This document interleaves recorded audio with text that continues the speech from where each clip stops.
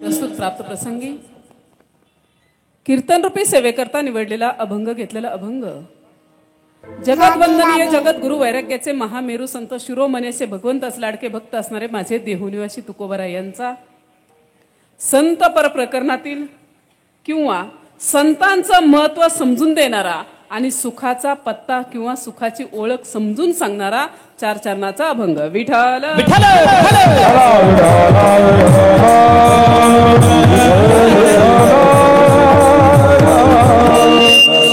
विषय ऐका पुढचा। आता ज्यांच्या सत्तेने पकवाजवाले भारी पकवाजवत आहेत गोड बरे का, ज्यांच्या सत्तेने गायकवृंद छान गात आहेत, ज्यांच्या सत्तेने टाळकरी टाळ वाजवतात, तुम्ही इथं बसलेला आहात, पेटीवाले पेटी वाजवत आहेत, ज्यांच्या सत्तेने मी बोलते आहे, नवे नवे अख्खं विश्व ज्यांच्या सत्तेने चाललेलं आहे, सगळ्यात अगोदर त्या भगवंताचं नामस्मरण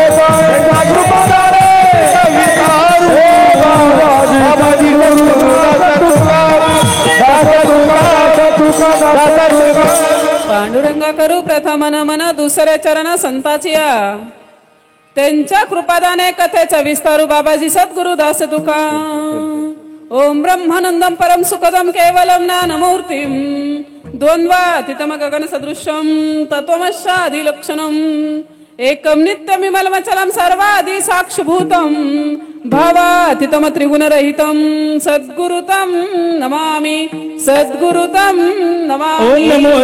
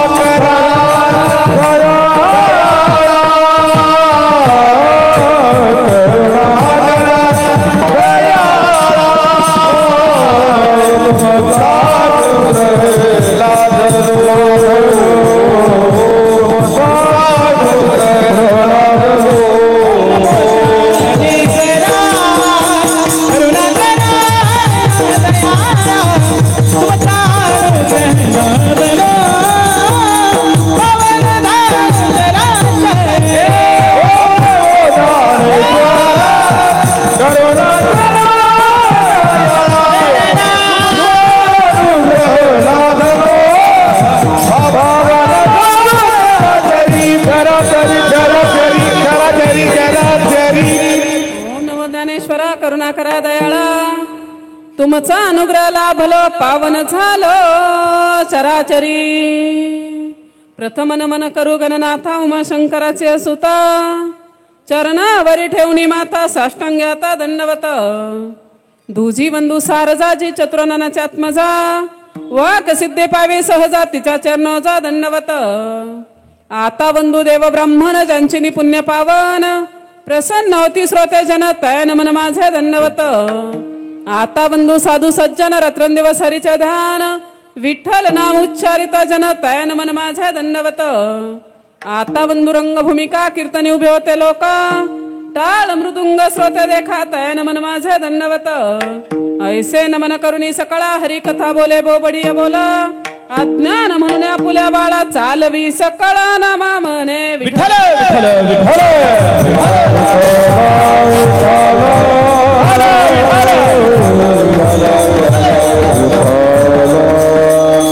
अभंग सगळ्यांनी लक्ष देऊन पुन्हा एकदा ऐका.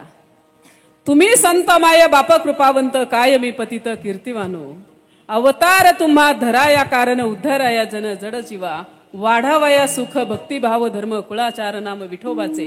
तुका म्हणे गुण चंदनाचे अंगी तैसे तुम्ही जगी संतजन. मला सांगा अभंग तुम्हाला सगळ्यांना समजला का? आवाज येतोय माझा का वाढवाय सांगू? हा महिला मंडळी अभंग समजला? अभंग इंग्लिश मधला नाही, संस्कृत मधला, कन्नड वगैरे काय, मग कशातला आहे? मराठीतला, साध्यातल्या साध्या माणसाला समजेल असा शुद्ध मराठीतला आणि विशेष 4 चरणाचा अभंग. अभंगाच्या पहिल्या चरणात महाराज सांगतात तुम्ही संत माय बाप कृपावंत कायमी पतित कीर्तिवानो. जन्माला घालणाऱ्या मायपेक्षा महाराज आणि बापापेक्षा संत श्रेष्ठ असतात असं व्यक्तिशः हरिभक्त परायण विद्याताई महाराज जगताप सांगत नाही. कोण सांगतय? तुकोबराया सांगतात. संत शिरोमणी खऱ्या अर्थाने वैराग्याचे महामेरू संत शिरोमणी तुकोबराया सांगतात जन्माला घालणाऱ्या आईपेक्षा आणि बाबांच्या पेक्षा संत श्रेष्ठ आहेत. का श्रेष्ठ आहेत? त्याच्या पाठीमागचं कारण आहे का पेटी मास्तर? साधारणतः आई बाबा काय करतात? आपल्याला जन्माला घालतात, छोटे छोटे घास मुखात भरवतात, बोटाल धरून चाला शिकवतात, लहानाचं मोठं करतात, आपण मोठं होतो, तारुण्यात येतो, भारी मुलगा पाहतात, मुलगी पाहतात, आपलं लग्न लावतात आणि संसारच्या राडगाडग्यात गुंतवतात. कोण करतं हे काम? आई आणि बाबा. आणि संत काय करतात? संसाराच्याच नव्हे तर जन्म मृत्यूच्याही राडगाडग्यातून सोडवतात. आता मला सांगा सोडवणारा श्रेष्ठ आहे का गुंतवणारा श्रेष्ठ आहे? हा, सोडवणारा श्रेष्ठ आहे. मग असे सर्व श्रेष्ठ असणारे संत जन्माला घालणाऱ्या मायपेक्षा आणि बाबांच्या पेक्षा श्रेष्ठ आहेत. मग असे संत नेमके येतात कशासाठी बाबा? तुमचं आमचं येणं कशासाठी आहे? आपण महाराज आम्हाला काय काय उलट शिकवतात. आहे तोपर्यंत खाऊन पिऊन घ्या, मेलं म्हणजे गेलं अशी म्हणणारी माणसं आहेत का नाही? कच्चून आम्हाला आहे तोपर्यंत खाऊन पिऊन घ्या. आम्ही खाऊ नका या मताचं मुळीच नाही, पिऊ नका असं बी आम्हाला अजिबात म्हणायचं नाही. पण काय खावं, काय प्यावं, कुठं जावं, कुठं जाऊ नये, काय बोलावं, काय बोलू नये, मोक्ष म्हणजे काय, मुक्ती म्हणजे काय, ज्ञान म्हणजे काय आणि वैराग्य म्हणजे काय याचं महत्व समजून सांगण्यासाठी संत येतात. आणि एकदा का अशा संतांची भेट झाली, जर गाठ पडलीच संतांची, बरं का, संतांची जर भेट झाली, संतांची जर गाठ पडली तर होतंय काय? वाढावया सुख भक्तिभाव धर्म कुळाचार नाम विठोबाचे. सुख नावाची वस्तू प्राप्त होती, जे सुख आपल्याला आजपर्यंत भेटलेलं नाही. इथं वय वर्ष कोणाचं 20 आहे, कोणाचं 25 आहे, कोणाचं 50 आहे, कोणाचं 70 आहे, कोणाचं 80 आहे, कुणी आज उद्यावर आलात, कुणी बघितलं उद्याच दिवस हे की नाही? आता लय जगताप तुमच्या समोर कना कना कना कना बोलते, पण मला सांगा घरी जाईलच काय खात्री आहे का? नाही. काही इमानदार आहे माणसं तुम्ही. मला सांगा आहे का खात्री? काही खात्री नाही. कोण कधी जाईल सांगता येत नाही, अजिबात नाही. म्हणून सांगायचं तात्पर्य खऱ्या अर्थाने एवढं दिवस आपण आयुष्य जगलो, 40 वर्ष, 50 वर्ष, 90 वर्ष, 100 गाठली, पण सुख भेटलं नाही? भेटलं. हाच प्रश्न आमच्या तुकोबाऱ्यांना विचारला. महाराज आज आपल्याकडे पहा, एखादा 40 एकराचा मालक आहे, भारी 4-10 मजले बिल्डिंग आहे, भारी 2 व्हीलर 4 व्हीलर गाड्या अंगणात उभे आहेत, एक नंबर बायको आहे, एक नंबर मुलं आहेत, एक नंबर सुनान नातवंड आहेत. कधीतरी त्यांच्यापाशी जाऊन बसा आणि विचारा काय कस काय बरं आहे का. ते काय उत्तर देतील? काय उत्तर देतील कैलास महाराज? ते म्हणतील महाराज बरंच म्हणायचं तर काय आता, बरंच म्हणायचं तर काय बळच. पण हाच प्रश्न आमच्या तुकोबरायांना विचारला, महाराज काय कस काय बरं आहे का. ज्यांनी 63 लाखाची इस्टेट अशी सोडली अशा महात्म्यांना जाऊन विचारलं, महाराज काय कस काय बरं आहे का. तेव्हा महाराजांनी उत्तर दिलं, सर्व सुखाले आलो सर्व अलंकार, सर्व सुखाले आलो सर्व सुखाले आलो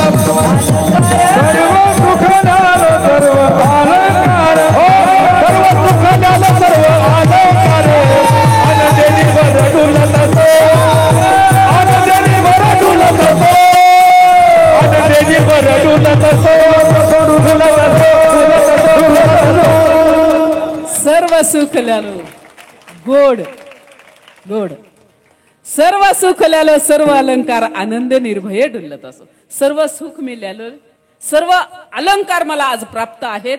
आनंदाने आणि निर्भयपणे आता मी डुलत आहे असं कोण सांगतोय? तुकोबराया. मग मला सांगा, हा विचार किंवा हा दिवस आपल्या जीवनात केव्हा येईल का नाही येईल? आला का आजपर्यंत? मग यावा का नाही यावा? आला पाहिजे ना, आला पाहिजे. मग तुकोबरायांच्या जीवनात हा दिवस आला किंवा हे सुख आलं, आपल्या जीवनात सुद्धा आलं पाहिजे. आपल्या जीवनात सुद्धा येईल, पण केव्हा? जेव्हा तुकोबरायांनी जसा परमार्थ केला तसा परमार्थ आपल्याला करावा लागेल. तुकोबरायांनी जसं भगवंतावरती प्रेम केलं तसं प्रेम आपल्याला भगवंतावरती करावं लागेल. का ते काय विकत घ्यायची वस्तू आहे का? हे घरात 4-10 बंडल आणि द्या आम्हाला 2 किलो 2 किलो, असं नाही. भगवंताला आवडेल अशी जर भक्ती केली ना, आपल्या जीवनात ते सुख येऊ शकतं. कारण सुख जगाच्या बाजारात तराजूवरती खरेदी करता येत नाही. सुख बंडल देऊन विकत घेता येत नाही. दिसायला लय तुम्ही सुखी दाखवता, पण खरंच असायला पाहिजे ना. ते दिसायला लय तुम्ही हास्य आणतान, 1 नंबर स्टारचे कपडे घालतान, 1 नंबर बाहेर राहताना, हो पण काय दुःख आहे ती तुमच्याच मनाला माहिती आहे. म्हणून सांगायचं तात्पर्य, सुख आहे त्या भगवंतापाशी, आणि मग भगवंताला आवडेल अशी भक्ती केली ना, आपला परमार्थ 1 नंबर. व्यवहार सांगते तुम्हाला, व्यवहार. आता तुम्ही विद्वान मंडळी आहेत, तर म्हणतात महाराज आम्ही काय भक्ती करत नाही का, आम्ही काय परमार्थ करत नाही का. आता ह्या वाघुलीकरांचं ना कौतुक करावं तेवढं कमी आहे. वाघुलीकरांचं एकदा टाळ्या वाजव जोरदार. का सांगते महाराज, जिथं धन आहे तिथं परमार्थ असेलच असं नाही. आणि सधन जर एरिया म्हटलं जातं ना, तर ते वाघुली आहे. आणि इथं आज विशेष वाटलं मला जास्त, मी फर्स्ट टाइम आले या जागेवरती इथं, पण इथं आल्याच्या नंतर मला समजलं की मंदिराला जागा सर्वसामान्य लोकांनी द्यावी. सर्वसामान्य लोकांनी मंदिराला जागा दिली. 1 नंबर अन्नदान, 1 नंबर ज्ञानदान, सगळं काही इथं चालतं. एवढं भारी. याच्या पाठीमागचं कारण एकच आहे, भगवंतावरती प्रेम या मंडळींचं. दुसरं काय आहे? भगवंतावरती प्रेम करणारे तुम्ही मंडळी आहात. सघन एरिया आहे, सुंदर अंतकरण तुमचं आहे, आणि स्वच्छ मनाने तुम्ही परमार्थ करता. पण तरी सुद्धा परमार्थ करताना परमार्थ हा भगवंताला आवडेल असा व्हावा का आपल्याला आवडेल असा व्हावा? हा व्यवहार सांगू सोप्या भाषेत. व्यवहार महिला मंडळी ऐका, मला सांगा तुम्ही संसार जीवना सगळेजण संन्यासी बिन्यासी नाही ना कुणी इथं, तुम्ही सगळे संन्यासी. पण इकडं आल्यावर मला बघितलं की एक गोष्ट निदर्शनात अशी आली, आमच्या इकडे तुमची लग्न झालेत का सगळ्यांची? महाराज आमच्या इकडे लग्न झालं ना, लग्न झालं की एकाच बायको सोबत लग्न होतं. एक नवरा एक बायको जोडी, एक नवरा एक बायको. पण इथं बघितलं मला वाटतं एक नवरा किती बायका आहेत या. उपस्थिती महिला मंडळींची जास्त आहे, पुरुष मंडळींच्या पेक्षा जास्त. म्हणून सांगायचं तात्पर्य मी तुम्हाला व्यवहार सांगते. मला सांगा संसार करताना, संसार हा बायकोने संसारात जीवन जगताना बायकोला आवडेल असं राहावं का नवऱ्याला आवडेल असं राहावं? हा अवघड आहे. अहो तुम्ही 50% आम्हाला दिलंय, पण ते फक्त रेकॉर्डलंय कागदोपत्री, आम्ही ते अचानक नाही आणत. बायकोला काय आवडतं हे महत्वाचं नाही, तुम्हाला काय आवडतं ते महत्वाचं आहे. बरोबर की नाही? तुम्हाला वांग्याची भाजी आवडते ना, आम्ही रोज बेसन आटल्यावर जुळेल का? अहो गोळ होईल. संसार सुखाचा तेव्हा होतो जेव्हा पतिराजांना जसं आवडतं तशी पत्नी राहते, वागते, बोलते, आचरण करते, तेव्हा संसार सुखाचा होतो. मग परमार्थ तसाच आहे, परमार्थ काय वेगळा नाही. बायकोला काहीच नका समजू द्या. महिला मंडळी आपल्याला काही नाही समजलं तरी चालेल, पण आपल्याला एवढं समजावं आपल्या पतिराजांना काय आवडते, हो की नाही? मग परमार्थ बी तसाच आहे. 4 वेद 6 शास्त्रे 18 पुराणे काही नाही समजलं तरी चालेल, पण आपल्याला एवढं समजावं आपल्या भगवंताला काय आवडतंय. आमचे नाथ बाबा शुद्ध मराठीत आणि सोप्या भाषेत सांगतात, आवडे देवासी तो ऐका प्रकार, आवडे देवासी तो ऐका प्रकार, नामाचा उच्चार रात्र दिवस, नामाचा उच्चार रात्र दिवस, आवडे देवासी तो ऐका प्रकार, आवडे देवासी तो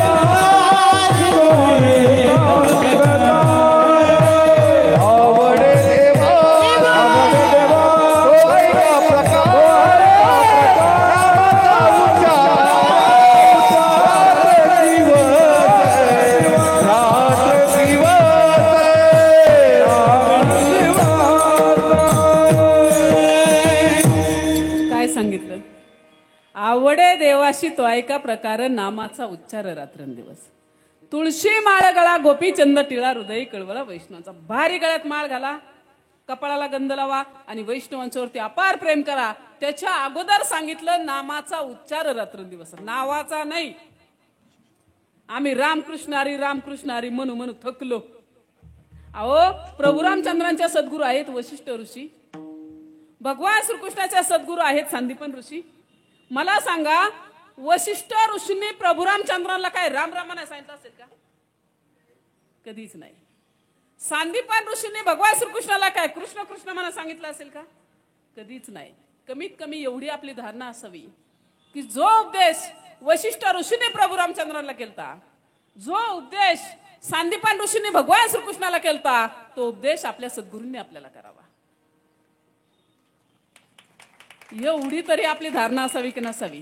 परमार्थाची पहिली पायरी आहे. आणि त्याच्यानंतर त्यांनी सांगितलं तुळशी माळ गळा, गोपीचंद टिळा, हृदय कळवळा वैष्णवांचा. भारी गळ्यात माळ घाला, कपाळाला गंध लावा आणि वैष्णवांच्यावरती अपार प्रेम करा. मी म्हणते अशी भक्ती करायला काय हरकत आहे?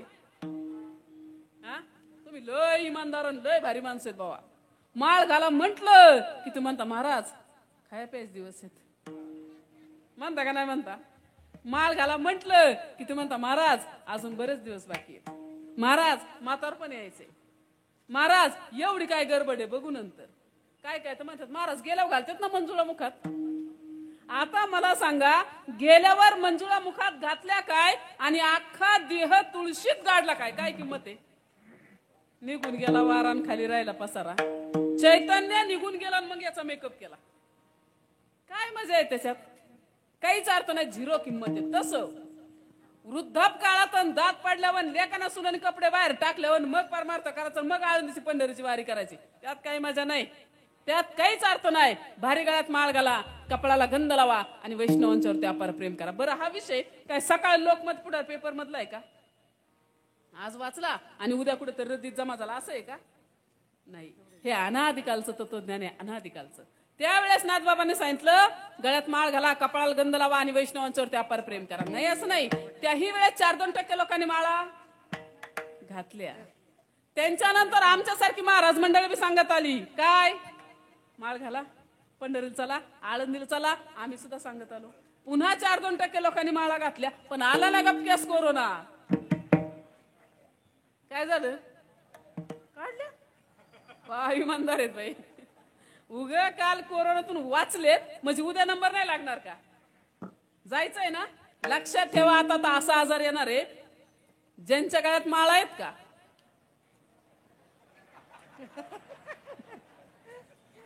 ते उडीच राहणार आहेत. बघता काय बाकी सगळी जाणार आहेत. मग 10 रुपयाची माळ 10,000 झाली ना तरी लाईन लागेल. महाराज आम्हाला, महाराज आम्हाला, महाराज आम्हाला. खायासाठी जगत आहे का जगासाठी खाताय? समजणे लोक इशारा कापी होत आहे. थोडं समजून घ्या. ज्ञानी माणसासारखं जगा, आडाण्यासारखं जगू नका. जरी काल वाचला असला आपण कोविड मधनं, कोरोना मधनं, तरी आपला उद्या नंबर लागणार आहे. कारण जिथं राहतोय ना याचं नाव मृत्यू लोक आहे. इथं राहणाऱ्या किंवा इथं येणाऱ्या प्रत्येक जीवाला जावं लागतं. येत नाही उर आले अवतार. येत नाही उर आले अवतार. येत नाही उर आले अवतार. येत नाही उर आले अवतार. येत नाही उर आले अवतार. येत नाही उर आले अवतार. इथे नाही उरो आले अवतार. येत नाही उर आले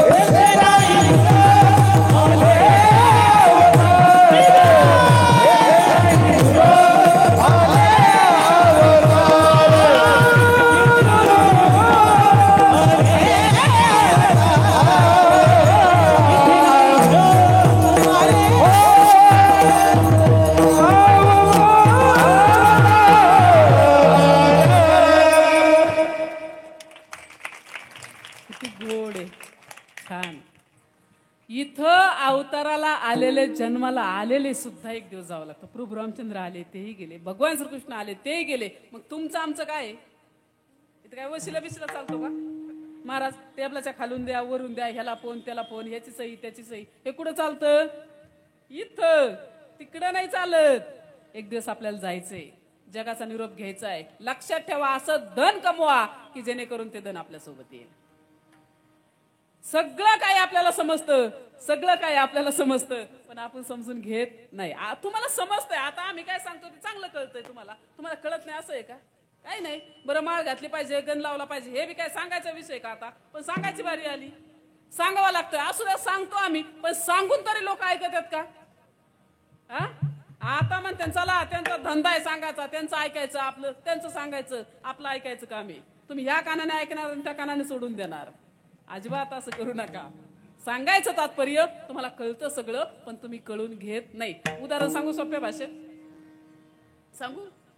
तुम्ही लय भारी माणसं तिथं बसलेली, महाराज जर तुमच्या समोर बोलताना वळचणीचं पाणी आड्याला गेल्यासारखं वाटतंय, थोडं जड जातंय, पण मला सांभाळून घ्या थोडंसं.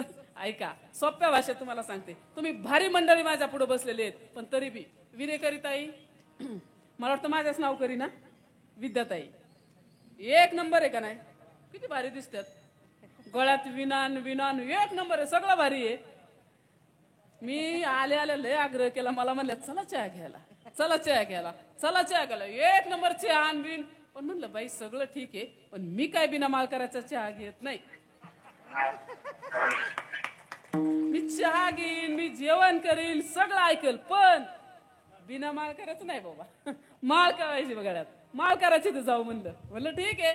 पण बघा आता त्या तुमच्या गळ्यात काय ती चमकतंय, ते सोन्याचं आहे, भारी आहे, एक नंबर आहे. मला कोणाचं सोनं बघितलं की त्रास होतो बघा. एक नंबर दिसतंय, एक नंबर भारी आहे. तुमच्या गळ्यातला तो सोन्याचा दागिना आहे, हो की नाही? मला सांगा, भारी आहे का नाही? तो गळ्यातला सोन्याचा दागिना एक नंबर आहे का माझी माळ एक नंबर आहे? माळ माळ माळ माळ. हा, बरं ठीक आहे. आता वर जे सोन्याचं आहे ते मंगळसूत्र आहे का खाली काळ्या मण्यातलं आहे ते मंगळसूत्र आहे? महिला मंडळी, काळ्या मण्याला जास्त किंमत आहे का सोन्याच्या मण्याला जास्त? काळ्या मण्याला. ऐका, आता सोन्याचा दागिना आहे तो लय भारी आहे का ही माळ लय भारी आहे? तुमचं काय मत आहे पुरुष मंडळी, महिला मंडळी? इकडं पेटी मास्तर, गायक मंडळी, माळ. माळ मान्य सगळ्यांना? मान्य तुम्हाला? इकडं मान्य सगळ्यांना? हा, मग आपण असं करू, ही माझी माळ तुम्हाला दरा, तुमच्या गळ्यातलं मला द्या. जमल? त्या म्हणतात बाई मीच बरी कशी गावले, दुसरं कुणी नाही भेटलं का? आणि कुणी बोलावलं जगताप ताईला? या अन्नाला काय उद्योग नाही. महाराज तुम्हीच या, महाराज तुम्हीच या, महाराज तुम्हीच या. आमच्यावरती नितांत प्रेम करणारे काय माणसं आहेत. अण्णा आहेत, कैलास भाऊ आहेत, ही सगळी मंडळी. तुम्ही तिकडं दत्ता भाऊ आहेत, कुठे गेलं? गायब का काय कीर्तन महत्वाच्या टायमिंगला? सगळी मंडळी येतात, आमच्यावर खूप प्रेम करणारी माणसं आहेत तुम्ही. तुमच्या शब्दाला किंमत देऊन आम्ही इथं येतो आलो. पण खऱ्या अर्थाने मला सांगायचं तात्पर्य, आता काय झालंय ते थांबवा. तुम्हाला आले आले बी मी म्हणलं होतं, कारण तुम्ही मला नाही म्हणले असत्या, पण आता एवढ्या माणसात काय करणार? आता घालते म्हणतात एकदा टाळ्या वाजवा त्यांच्यासाठी. आता नाही म्हणायला चान्सच नाही बाबा. आता मी म्हणते आजचं कीर्तन सार्थकी लागलं, भले नाही प्रेमाने पण बळजबरीने कवायला. मला सांगायचं तात्पर्य, हाच हट्ट एका आईचा असतो. बाळा सावलीत खेळ की नाही ऐकत? अरे बाळा सावलीत ये, नाही ऐकत, मग छमाटी काढती. कार्ट्या सावलीत मर, तेव्हा ती येतय. मग याच्या मागे राग आहे का त्या आईचा? प्रेमच आहे ना. तसं साधू संतांनी प्रेमानेही सांगितलं, रागावूनही सांगितलं, आणि आता आग्रहाने हट्टाने तुम्हाला सांगितलं. हे मार्गदर्शन करण्यासाठी संत येतात. खऱ्या अर्थाने जे काम आई करू शकत नाही, जे काम बाबा करू शकत नाही, ते काम संत करतात. म्हणून अशा संतांच्यासाठी माझे तुकोबराय बोलतात, अभंगाचं चरण. तुम्ही संत माय, तुम्ही संत माय,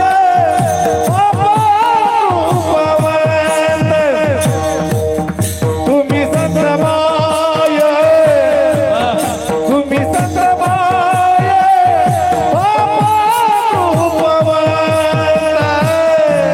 तुम्ही संत माय, तुम्ही संत माय,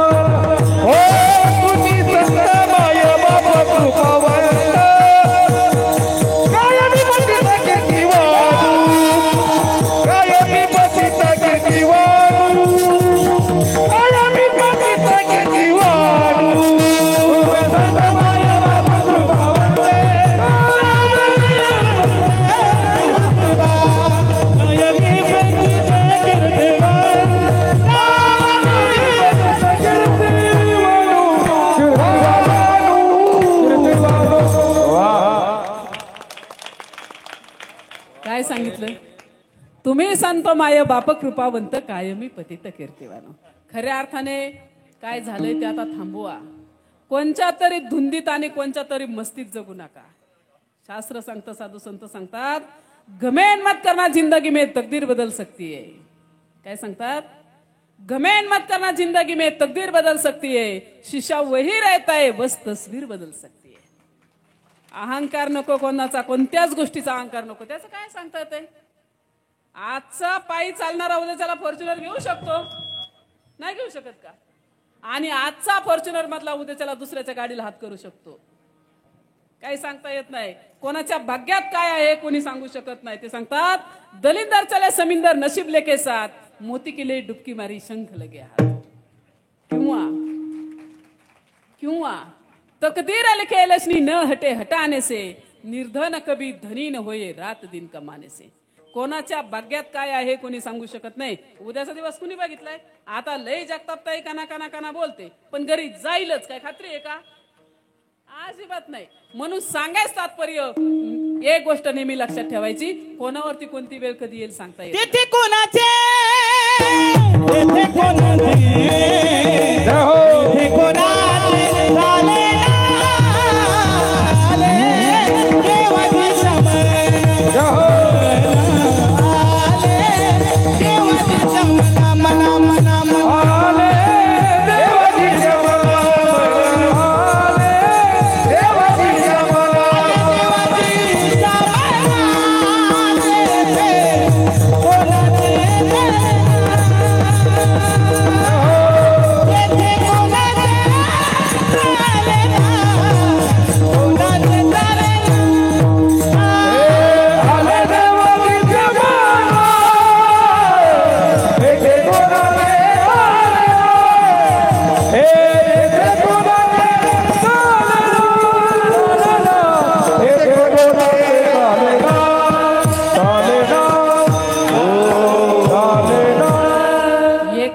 भगवंताच्या मनात एखादी गोष्ट आली, काही कोणी सांगू शकत नाही. म्हणून सांगायचं तात्पर्य, किमान माणसाने माणसाशी माणुसकीने वागावं, हा मानवतेचा धर्म आहे. थोडी माणुसकी सांभाळा. शास्त्र हे पा, मी ना लय सोप्या भाषेत सांगते, लय सोप्या भाषेत. देव जाणे पुन्हा भेट होती न होती, गाठ पडती न पडती. म्हणून ऐका, माणसाने जन्माला आल्यानंतर 3च गोष्टी करा. तेवढ्या 3 गोष्टी केल्या ना तर चौथ्या देवाला उदबत्ती ओळायची सुद्धा गरज नाही. सिस्टम वाले. नंबर 1 ऐका, 3च गोष्टी करायच्या जन्माला आल्यानंतर. नंबर 1, ज्यांना वाटतं शेवटचा दिवस गोड व्हावा त्यांनी परमार्थ केलाच पाहिजे का नाही? नंबर 2, ज्यांना वाटतं म्हातारपण सुखी समाधानी जावं, आपल्या वाटण्या होऊ नये, 1 महिना इकडं आणि 1 महिना तिकडं, असं ज्यांना वाटतं त्यांनी आपल्या मुलांना संस्कार चांगले लावा. आणि नंबर 3, वृद्धापकाळात आपली सेवा कुणीतरी करावी असं जर वाटत असेल ना तर आज आपल्या आईबाबांची सेवा करा. येड्यासारखं देवदेव करत हिंडत बसू नका. काय लय आता प्रयागराजला 55 कोटी 56 कोटी गेले प्रयागराजला. आयुष्यभर तो काय उद्योग केलाय आणि एकदा जाऊन त्या बुटकुळी मारली म्हणजे काय तुम्ही लय क्लीन झाला का? लय स्वच्छ झाला का? कसं शक्य आहे? जसं जसं कर्म केलंय तसं तसं फळ भोगावं लागतं. कर्म तेरा अच्छा हो तो किस्मत तेरी दासी, आणि नियत तेरी अच्छा हो तो घर में मथुरा काशी. किंवा करनी करे फिर क्यों डरे, करनी करके पछतावे, बीज लगावे बाबुल के तो आम का असे पावे. काहीतरी करणी करून ठेवायचं आणि नंतर पश्चाताप करायचा. बाबळीचं झाड लावायचं आणि आंब्याची अपेक्षा करायची. जिंदगीभर बसला तरी आंबा मिळणार नाही. केले कर्म झाले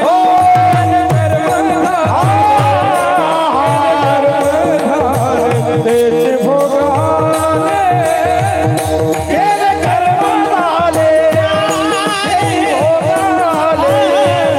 केले कर्म झाले देश भोगाले, कर्म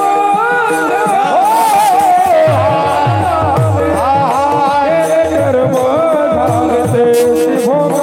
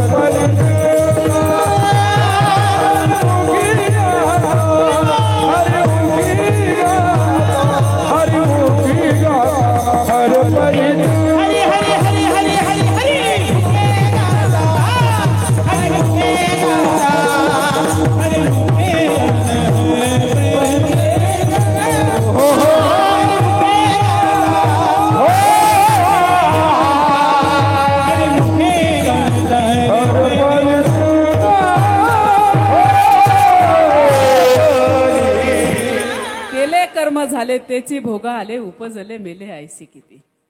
जसा जसा कर्म करताल तसं तसं फळ 100% भोगावं लागतं. तिथं अपील करू शकत नाही कुणी, तिथं वशिला बिशीला काही चालत नाही. म्हणून कर्म सुपर करा. जाता जाता येड्यासारखं देव देव करत कुठे हिंडत बसू नका. आई बाबांची सेवा करा, मुलांना भारी संस्कार लावा आणि कमीत कमी माणसाने माणसाशी माणुसकीने वागावं. हा मानवतेचा धर्म आहे. आज स्वीकारली का माणुसकी, आपण सांभाळली का माणुसकी. आता 4-8 दिवसापूर्वी पेपरला बातमी होती पहा, डायरेक्ट कोर्टात बहिणीचे आणि भावाची भांडणं चालली होती. लाईव्ह तुम्ही बघितली असते. पती की नाही होती का, माझा गुंठा माझा हिस्सा मला पाहिजे. एका आईच्या आणि एका बापाच्या पोटी दोन्ही लेकरं जन्माला येतात. एका ताटात जेवतात, एका टोपल्यातली भाकरी खातात, एका गोधडीत झोपतात, छोट्या घरात राहिले, लहानाचे मोठे झाले आणि बहिणीने भावाच्या विरोधात केस टाकली, माझा गुंठा माझा हिस्सा मला पाहिजे. कुठे इमानदारी राहिली. थोडं बालपण सांगू आपलं, थोडं बालपण किती प्रेम होतं आपलं, भावा भावांचं, बहिणी बहिणींचं किती प्रेम होतं सांगू थोडं. ऐका, आता चौकात चौकात शाळा झाल्यात, गल्लोगल्लीत शाळा आल्यात. पण पहिलं असं होतं का, असं नव्हतं. पहिलं 3-3, 4-4 किलोमीटर शाळा होत्या, हो की नाही. क्वचित एखाद्याकडे सायकल असायची, मोठा भाऊ सायकल चालवायचा, बारका मागं बसलेला असायचा. बरं, त्या सायकलला पुढच्या चाकाला ब्रेक नाही, मागच्या चाकाला हवा नाही, पुढचं जीव खाऊन सायकल चालवतंय आणि बारकं मागं बसलेलं असायचं. बारक्याचंही दप्तर त्याच्यापाशी, पुढचं मोठ्याचंही दप्तर त्याच्यापाशी, 2-2, 3-3 किलोमीटर शाळेला हे जायचं. जाताना बारक्या भावाला काही म्हणायची कुणाची ताकद होती का, पेटी मास्तर नव्हती का, मोठं सोबत होतं ना. आणि मोठ्याला सुद्धा काही म्हणायची कुणाची ताकद होती का, अजिबात नाही का, बारका सोबत होतो. किती जीव दोघांचा, लय ना जीव दोघांचा, ताकद नव्हती कुणाची ताकद. दोघं भाऊ सोबत होते, लय दोघांचं प्रेम, लय प्रेम. पण खरं खरं मला सांगा, तोच तुमचा भाऊ वाईट आहे. दोघं जण होते ना लहानपणचे, मोठे झाले, मोठे झाल्यानंतर तोच तुमचा भाऊ वाईट आहे हे तुम्हाला कधी समजलं.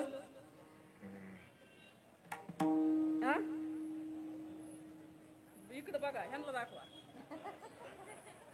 कधी समजलं. असं करतेत, हे म्हणजे काय कळलं का. आणि हे काय, हे म्हणजे लग्न आणि हे म्हणजे भोजन. हे झाल्यावर समजलं म्हणजे तुम्ही आल्यावर बघता काय. कुणी सांगितलं यांना असा असा प्रॉब्लेम आहे. हा, काय घेऊन आलो आपण, 1 खाट, 4 तांबे, 4 ताट, 1 किटली, तिला बी चिर पडली आणि इकडे एवढं वजन हाणायचं.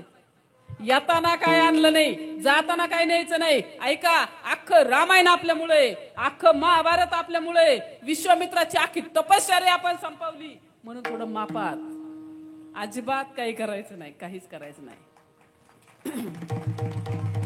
कशामुळं बरं हे वाद लागला, कशामुळं. तुमचा भाऊ वाईट आहे हे तुम्हाला लग्न झाल्यावर कळलं. एखादा माणूस चुकीचा आहे समजा, काय 20 वर्ष लागतात का, 25 वर्ष लागतात का. 4 दिवस, 8 दिवस, महिना, 6 महिने, वर्ष, 4 वर्ष अंदाज येऊन जातो हा माणूस कसा आहे ते.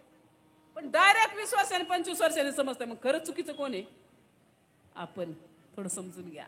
नंबर 2चं उदाहरण सांगते पहा. पाठीमागे एक भाऊबीज झाली, राखी पौर्णिमा झाली. आमच्या शेजारी एक बहीण भावाला राखी बांधण्यासाठी आली. आल्याच्या नंतर वहिनीने भारी स्वयंपाक केला. साजूक तुपातला शिरा, पुरी, बासुंदी, 1 नंबर जेवण केलं. ताट वगैरे केलं, जेवण झालं, सगळं उरकलं. आणि दादा म्हणला, ताई मला जायचंय, पटकन उरक. ताई उठली, देवघरात गेली, पूजेचं ताट आणलं, दादाला पाटावरती बसवलं, अक्षदा, कुंकुम, तिलक सगळं उरकलं, ओवाळलं आणि राखी बांधली. दादाने खिशात हात घातला, 500ची नोट काढली, बहिणीच्या ताटात टाकली. बहीण म्हणली, दादा हे काम करू नकोस. भावाला वाटलं कमी पडले काय नो. पुन्हा दुसरा हात खिशात घातला, पुन्हा 500ची नोट काढली आणि बहिणीच्या ताटात टाकली.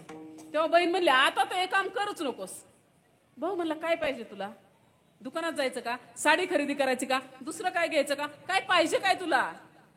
तेव्हा एका बहिणीने भावाला सांगितलं, तुझी पोरगी माझ्या पोराला देतोय का बोल, आणि नसलं जमत तर निम्मा 7-12 माझ्या नावावर कर.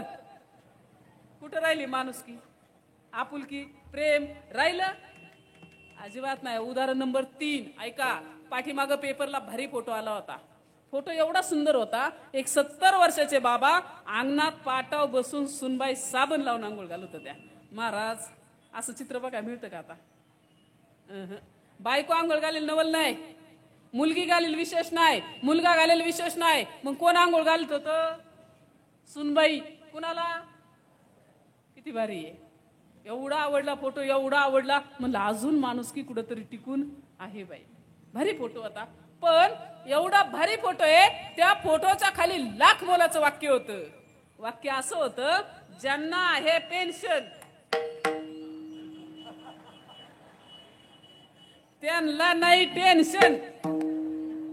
मला सांगा, आंघोळ ही पेन्शनला होती का म्हाताऱ्या बाबांना होती? करतात माणसं प्रेम? आहे आपुलकी? राहिली माणुसकी? अजिबात नाही. थोडी माणुसकी सांभाळा. पैसा आज आहे न उद्या नाही, येईल बी जाईल बी. परिस्थिती आजची चांगली होईल आणि उद्याची खराब होईल, त्याचं काय सांगतात ते? अहो, प्रभू रामचंद्र राजा होणार होतं, सिंहासनावरती बसणार होतं. दुसऱ्या दिवशी राज्याभिषेक होता, भारी राजवस्त्र होते, राज अलंकार होते, अख्खी नगरी सजवली होती, राजवाडा सजवला होता. मध्यरात्री काही माता उठल्या दशरथ राजाच्या राजमहालात, माझ्या भरताला राजगादी आणि रामाला सोडावं लागलं राज्य. बघता काय? म्हणून सांगायचं तात्पर्य, खऱ्या अर्थाने कोणावरती कोणती वेळ कधी येईल सांगता येत नाही. एकीकडं रानात दिवसभर फिरणार, गवळणींच्या माग दही दूध चोरणार, गायांच्या माग फिरणार, खांद्यावर गोंगडी, हातात काठी, दिवसभर रानात फिरणारा द्वारकेचा राजा बनलं. आणि एकीकडे राजा बनणारा वनवासाला निघाला. गडानो राजा केले, गडानो राजा केले, कृष्ण सिंहासनी बैठला, राजा की रे राजा, राजा की रे राजा,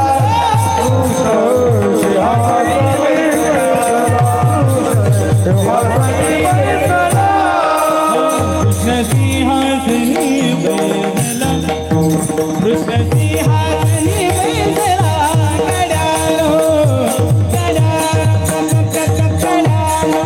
राजा किने सिंहासनी बैठला,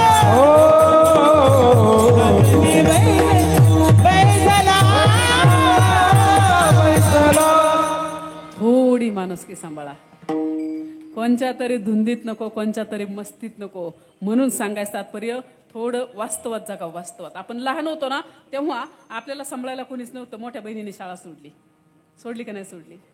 मोठा भाऊ बारका भाऊ दोघं शाळेत जात होते. दोघं लई हुशार होते, पण 2 बहिणी होत्या. आई वडील साधे होते, शेतकरी. बिचाऱ्यांना इन्कम जास्त नव्हता, 4 पैसे नव्हते. एवढ्या लेकरांना शाळा शिकवायची ऐपत नव्हती. मोठा भाऊ काय म्हणला, आई दादा मी घरी राहतो आणि आपण भैयाला शाळा शिकू. तो भैया लहानाचा मोठा झाला, बँकेत गेला, कॅशियर झाला, मॅनेजर झाला, आणि फिरून पण पुन्हा बारक्याकडे बघितलं नाही. त्या मोठ्या बहिणीने फिरून पण बारकीकडे बघितलं नाही. ही इमानदारी का आपली? अजिबात नाही. थोडी माणुसकी, थोडी इमानदारी ठेवा. मी म्हणते जगाच्या बाबतीत काय देणं घेणार आहे, पण कमीत कमी ज्यांनी आमच्यासाठी खस्ता खाल्ल्यात, ज्यांनी आमच्यासाठी कित्येक रात्री जागून काढल्यात, ज्यांनी आम्हाला बॉटल धरून चालायला शिकवलं, ज्यांनी आमच्यासाठी खूप कष्ट केले, त्यांना तरी विसरू नका, कधीच विसरू नका. रिअल आणि वास्तव जगाचं जाऊ द्या. कोविडचा काळ होता, प्रसंग सांगते तुम्हाला. कोविडच्या काळात परिस्थिती अशी होती, कोणी माणूस कोणाशी बोलत नव्हता. अंगणातून जाणारे माणसं लांबून जात होती. आपला फोन कोणी कोणाचा घेत नव्हतं. अगदी अवघड परिस्थिती झाली होती. कोणी कोणाशी बोलत नव्हतं, कोणी कोणाकडे येत नव्हतं, जात नव्हतं. त्या टायमिंगचा काळ सांगते तुम्हाला. परिस्थिती अशी असताना कोविडच्या काळात एवढं अवघड आणि बिकट वातावरण होतं. कसा तरी कोरोना संपला, आणि संपल्याच्या नंतर योग असा झाला, आम्ही एके ठिकाणी कार्यक्रमाला गेलो. कार्यक्रम होता श्राद्धाचा. कार्यक्रमाला गेलो. कार्यक्रमाला गेल्याच्या नंतर 5-10 मिनिट लवकर गेलो. गेल्याच नंतर आतमध्ये बसलो. एक जण आलं, पाणी दिलं. दुसरी आले, पटकन चहा दिला, ते बाजूला सरकले. आणि मग 2 ऐन तारुण्यातली लेकरं पुढवून उभा राहिली. एक 25 वर्षाचा, एक 30 वर्षाचा, देखणी खूप छान लेकरं समोर येऊन शिकल्या सवरलेली उभा राहिली. उभं राहिल्यानंतर साहजिक सांत्वन करणं गरजेचं आहे. दोघांच्या डोळ्यातून खळखळ खळखळ अश्रूंच्या धारा होत्या.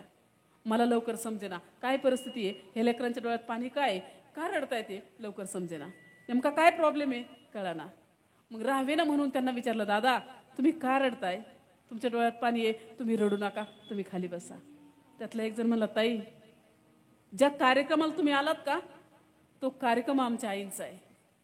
आमच्या आईचं प्रथम पुण्यस्मरण आहे. आमच्या आईचं पहिलं वर्ष श्राद्ध आहे आणि तुम्हाला निमंत्रित आम्ही केलंय. साहजिक आता आई गेल्यावर रडायला येतं. वाईट वाटतं माणसाला.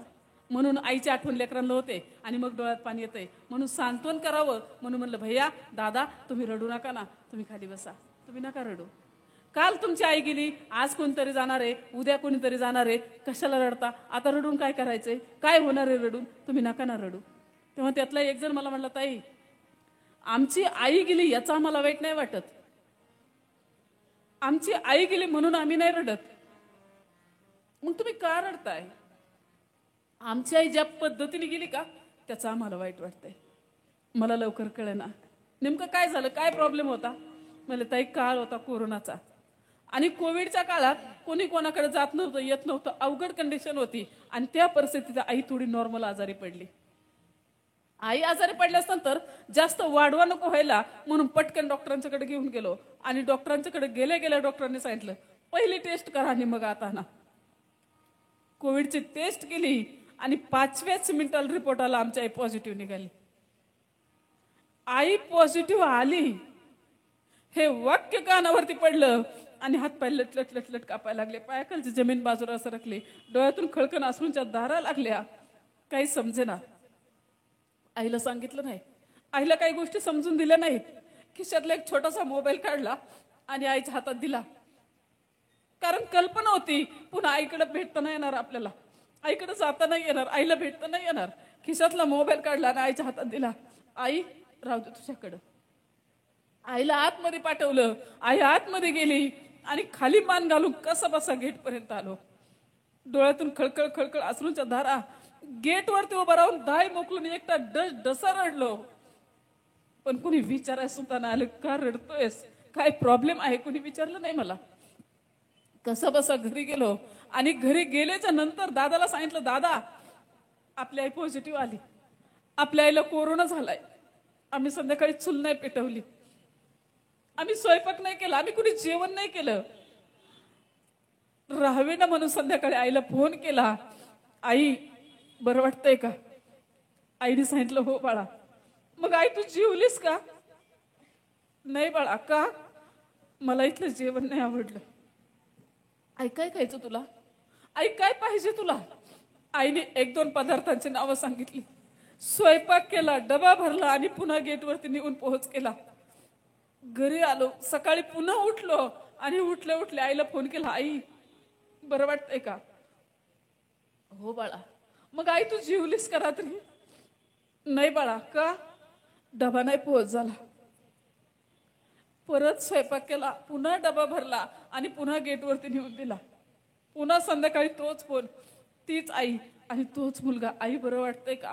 आईचा आमचा आवाज खोल जायला लागला.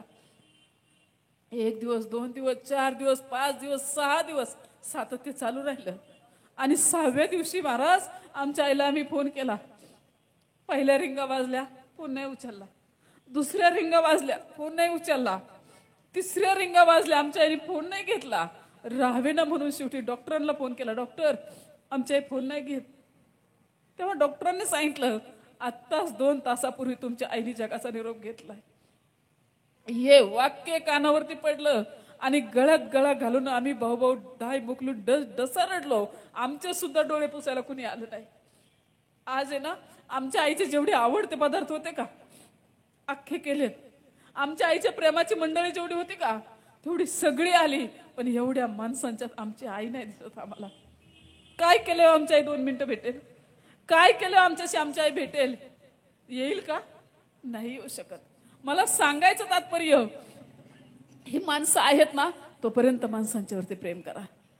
माणसं आहेत ना तोपर्यंत नाती सांभाळा, नाती जपा. आणि देव शोधायला जाता कुठं? पंढरीचा पांडुरंगा परमात्मा पंढरीत का आला आणि कसा आला याचा कधी विचार केला का? पुंडलिकाने अंतकरणापासून आईबाबांची सेवा केली तेव्हा स्वयंभू भगवंत परमात्मा तिथं हजर आहे. जगाच्या पाठीवरती दुनियेच्या बाजारात आई वडिलांची सेवा करून देव भेटतो, पण देवाची सेवा करून आई वडील कधीच भेटत नाहीत. म्हणून आई बाबांच्यावरती प्रेम करा, हा संदेश तुमच्यासाठी. विशेषतः आमच्या महिला भगिनीला माहिती असेल, आपल्याला माहेरी किंमत कुठपर्यंत आहे? जोपर्यंत माहेरात आपली आई जिवंत आहे तोपर्यंत हक्काने एक मुलगी म्हणून तिथे जातो. जोपर्यंत माहेरात आपला बाप जिवंत आहे तोपर्यंत हक्काने एक मुलगी म्हणून तिथं जातो. पण जेव्हा आपली आई जगाचा निरोप घेते, आपले बाबा जगाचा निरोप घेतात, तेव्हा तिथं फक्त पाहुणी म्हणून जायचं, रातची रात्र राहायचं आणि रिकाम्या हाताने माघार यायचं. भले भावाच्या घरी सोन्याचं दूर निघू द्या, रिकाम्या हाताने जायचं आणि रिकाम्या हाताने यायचं. म्हणून आई वडिलांच्यावरती नितांत प्रेम करा, हा संदेश तुमच्यासाठी. मुलांना भारी संस्कार लावा आणि किमान माणसाने माणसाशी माणुसकीने वागावं, हा मानवतेचा धर्म आहे. ती मानवता सांभाळा. आणि जाता जाता आता ज्यांनी ज्यांनी हात सोबत आणलेत का, ज्यांनी घरी ठेवलेत तो भाग सोडून द्या. ज्यांनी ज्यांनी हात सोबत आणलेत त्यांनी त्यांनी एकदा उंच हात करा सगळ्यांनी आणि त्या भगवंताचं भजन करा. विठोबा रखुमाई विठोबा हरी जय जय देवी. ओ हरी जय जय हरी जय जय विठोबा रघुमाई.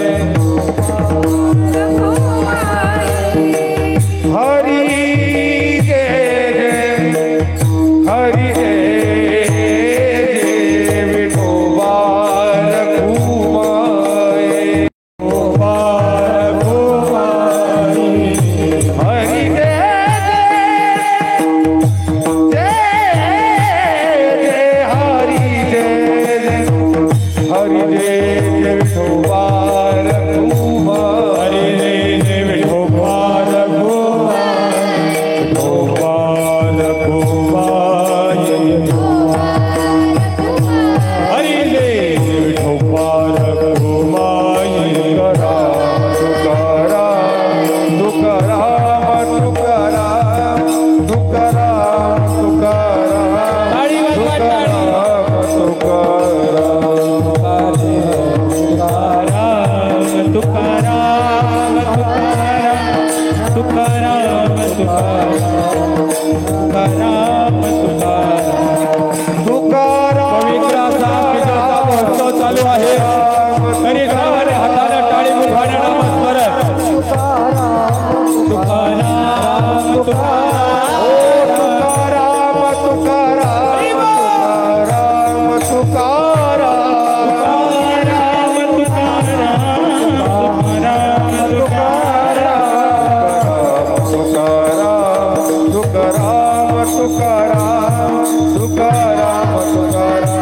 तुकाराम तुकाराम तुकाराम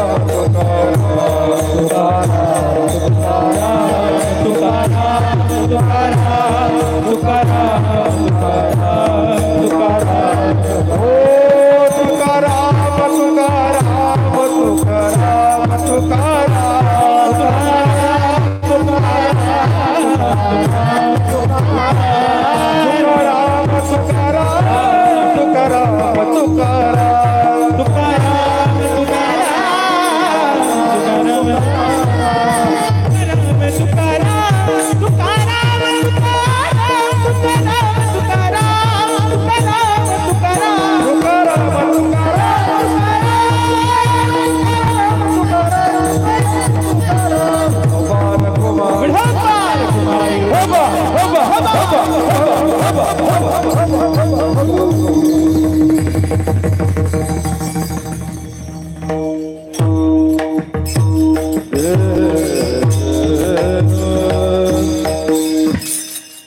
खऱ्या अर्थाने भारी बोलावं असं वाटतं की आनंद एका गोष्टीचं होतं.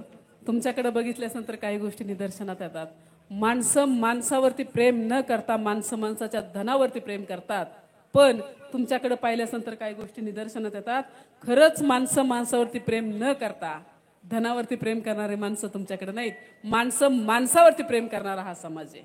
इथं बघितल्यानंतर काही गोष्टी लक्षात आल्या. का लक्षात आल्या तर वाघोली सारख्या ठिकाणी इंचाला स्क्वेअर फुटला किंमत आहे. एकराला आणि 2 एकराला आणि काय नाही अशी सोडते ना आमच्या इकडे कदाचित बरं का सोडतील. पण इथं स्क्वेअर फूट किती महत्वाचं आहे. पण अशा ठिकाणी अगदी कोट्यावधीची जागा भगवंताच्या चरणी सोडतात. भागवतात एक ओवी बा, सुवर्ण दानू जर सुवर्ण दान केलं तर पुढच्या जन्मात सोजोळ कांती निर्माण होते. जर या जन्मात भूमी दान केली तर पुढच्या जन्मात तो माणूस भूपाळू म्हणजे राजा होतो. पुढच्या जन्मात. आणि इथं या दिवसात एवढी जागा जर भगवंताच्या चरणी अर्पण करत असं, आता हे मस्त्याच त्यालाच द्यायचंय, पण याला बी लय मोठं मन लागतं. एवढं कुणी मन मोठं नाही करत. आपण काय घेऊन नाही आलेलो, घेऊन बी जाणार नाही. हे एक दिवसाची जागा इथंच आहे, इथंच होती पहिल्यापासून. आपण गेलो तर इथंच राहणार आहे. फक्त थोडे दिवस आपल्या नावावरती आलेली आहे, पण ती सुद्धा पुढे सरकवायला लय मोठं मन लागतं. ते खऱ्या अर्थाने या परिवारातल्या माणसांनी केलेलं आहे. खऱ्या अर्थाने सांगायचं विशेष म्हणजे या मंदिराचे किंवा ह्या कार्याचे सर्व अध्यक्ष आहेत बापूसाहेब सातव.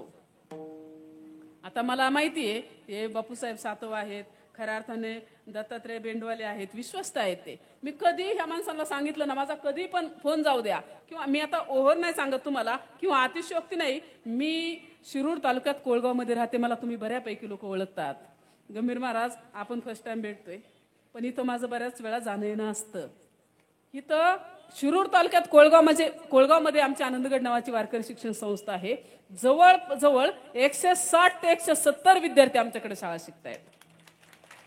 संत श्रीपाद बाबा, संत रामदास बाबा यांच्या कृपाशीर्वादाने आम्ही हरिभक्तपर्यंत राजारामजी महाराज जगताप आणि त्यांच्या हाताखाली मी काम करते बरं का. मी त्यांची पत्नी आहे विद्याताई महाराज जगताप.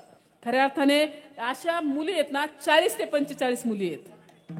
120 ते 125 मुलं आहेत. शाळा शिकून संगीत क्षेत्राचं शिक्षण तिथं मुलांना दिलं जातंय. आणि आमच्या संस्थेत जर मला कसली अडचण आली, कसला प्रॉब्लेम जरी आला, एखादी वस्तू जरी कमी पडली, पाठीमाग आमचं मोठं बांधकाम झालं आणि मला फरशी बसवायची होती, मी एक फोन केला अण्णांना, दत्तात्रय भाऊंना, बेंडोले भाऊ आहेत त्यांना एक फोन केला, म्हणले ताई किती हवेत. मी म्हणलं का एवढं काम झालं आणि एवढं बाकी आहे. शब्द नाही काढला मला, त्यांनी पोहोच केलं फरशी तिथं. मी अतिशयोक्ती इथं उभा राहून बोलत नाही. विषय दुसरा, मला कौतुकाने वागेश्वराच्या मंदिरात आलो आणि म्हणले महाराज आम्ही 1 नंबर मंदिर बांधतोय, कोट्यावधीचं मंदिर आहे, पण खूप लोक आमच्याकडची खूप इमानदार आहेत आणि आमच्यावरती खूप त्यांचं प्रेम आहे. अण्णांच्या सारखे महात्मे आहेत, कैलास भाऊंसारखे महात्मे आहेत. आमच्या समाजात आमच्या परिसरातले लोक एवढे भारी आहेत, आम्ही सांगायचं आणि त्यांनी ऐकायचं. कोणीही माणसाने आम्हाला कसलाच त्रास दिला नाही, म्हणून तेवढे पैसे दिले. आज 1,20,00,000 मंदिर आम्ही बांधलं. या माणसांच्या खातर ते झालं. म्हणून सांगायचं तात्पर्य, एवढं भारी हे काम यांनी केलेलं आहे. आणि इथं आल्यास नंतर मला वाटतं दोत्रे भाऊ आलेत का आज, ज्यांनी मंदिराचं काम केलं ते. आम्ही इथं आल्या त्यांना फोन केला होता. इथं आल्यास नंतर मला त्यांनी म्हणले चला आमचा उद्योग आहे तिथं, आम्ही कसं हे काम करतो ते महाराज बघायला चला. योगायोगाने तिथं गेले आणि तिथं गेल्याच्या नंतर एवढ्या तुळशी वृंदावन खास होते. मला एक तुळशी वृंदावन आवडलं. म्हणलं अण्णा हे तुळशी वृंदावन आपल्याला घ्यायचंय. आता मी आकडा वगैरे काही सांगत नाही, त्यांनी मला एवढा मोठा आकडा सांगितला. मी म्हणलं माझी काय ऐपत नाही बाई, पण आवडलं तर लय मला बरं का. महिला मंडळी 1 नंबर आवडलं तुळशी वृंदावन, मला हे तुळशी वृंदावन पाहिजे. अण्णा म्हणले ताई पैसे किती तुमच्याकडं. मी म्हणलं काय एवढे आहेत, वरचे आम्ही टाकतो. आणि पुन्हा या 4-2 जणांनी तुळशी वृंदावन परमाच्या घरी पोहोच केलं. या मंदिराच्या काम करणाऱ्या माणसांनीही कसलाच विचार केला नाही, त्यांनी अगदी घरपोच केलं. मला सांगायचं तात्पर्य, तुम्ही हे माझ्यासाठी केलंय म्हणून मी तुमचं लय कौतुक करत नाही. हे माझ्यासाठी केलंच नाही, तुम्ही ते भगवंतासाठी केलं. आणि भगवंत साळुंकी मंजुळा बोलत असेल, वाणी शिकविता धनी वेगळाची किंवा बोलविता धनी वेगळाची जरी जगतापताई बोलताना दिसत असेल तरी याच्या आत वेगळी शक्ती आहे. ते खऱ्या अर्थाने चैतन्य आहे. ते चैतन्य बोलत आहे म्हणजे भगवंत खऱ्या अर्थाने बोलत आहे. म्हणून तुमच्याविषयी बोलायचं वळचणीचं पाणी आडायला गेल्यासारखं वाटतं. मी आल्यालाच सांगितलं. खऱ्या अर्थाने अध्यक्ष आहेत बापूसाहेब सातव, त्याचबरोबर विश्वस्त आहेत दत्तात्रय बेंडावले, गोरक्षांना गायकवाड आणि कैलास महाराज सातव, त्याचबरोबर माणिकराव सातव आणि रोहिदास शिंदे. त्याचबरोबर विशेष दुसरं एक व्यक्तिमत्व सांगायचं म्हणजे आमच्या इकडं रघुनाथ दाभाडे हे तुमच्या परिसरातलं माणूस आहे. पहा अगदी सर्वसामान्य साधं माणूस आहे, खऱ्या अर्थाने साधं व्यक्तिमत्व आहे. पण आमच्या इकडे त्यांची जमीन आहे. आता ते आलेत का नाही देव जाणे, पण तिकडे जमीन आहे. अण्णांच्या बरोबर योगायोगाने आमच्या संस्थेवरती आलेले होते. त्यांनी मुलं पाहिली, संस्था पाहिली. म्हणले ताई काय पाहिजे ते मला सांगा. पण माझं काय धाडस नाही झालं काय सांगावं काय बोलावं. म्हणलं तुम्हाला काय करायचं ते करा. आणि एवढी भरीव रक्कम त्यांनी आमच्या संस्थेसाठी दिली की मी तुम्हाला आता इथं नाही सांगू शकत. त्यांनी मला खूप आग्रह केला. म्हणले ताई माझी एक विनंती आहे. म्हणताना ते ऐकतो पण आकडा काय सांगू नका बाबा. आज माणसं अशी की 1 रुपया टाकतात पण तो बी वाजला पाहिजे असा खटकनी असं दान करतात. पण हा सांगू, अक्षरशः त्यांनी मी शब्दही न काढता 2 लाख रुपये माझ्या संस्थेसाठी दिले त्यांनी. या सर्व दानशूर दात्यांचं मनापासून आणि अंतकरणापासून मी आभार मानते. कारण काही लोकांच्याकडे धन कच्चून आहे, आज भरपूर आहे, पण द्यायची दानत नाही. खरा धनवान तो असतो ज्याच्याकडे धनही आहे आणि द्यायची दानत पण आहे, तो खरा धनवान माणूस असतो. म्हणून खऱ्या अर्थाने आपल्याला भगवंताने निमित्त मात्र केलेलं आहे. भगवंतावरती विश्वास ठेवा, आचरण शुद्ध ठेवा आणि या सर्व दानशूरदात्यांचं, भगवंतासाठी झटणाऱ्या तुम्हा सर्व कार्यकर्त्यांचं मीही मनापासून अंतकरणापासून आभार मानते. आज तुकोबरायांच्या चरणी एकच प्रार्थना मागावीशी वाटते, तुकोबरायांना एकच गोष्ट सांगावीशी वाटते की या वाघोलीकरांना, सर्व कार्यकर्त्यांना उदंड असं आयुष्य, यश, कीर्ती प्रदान करावी अशी मी महाराजांच्या चरणी प्रार्थना करते. आणि आज या कीर्तनरूपी सेवेकरता ज्याने सुरेल पखवाज वाजवला, फर्स्ट टाइम भेटण्याचा योग होतोय महाराज. भारी गोड तुम्ही पखवाज वाजवला. आता तुमच्याविषयी बोलायचं म्हणजे तुम्हाला एखाद्याने जर विचारलं ना, साखर किती गोड आहे बाबा, येईल का सांगता?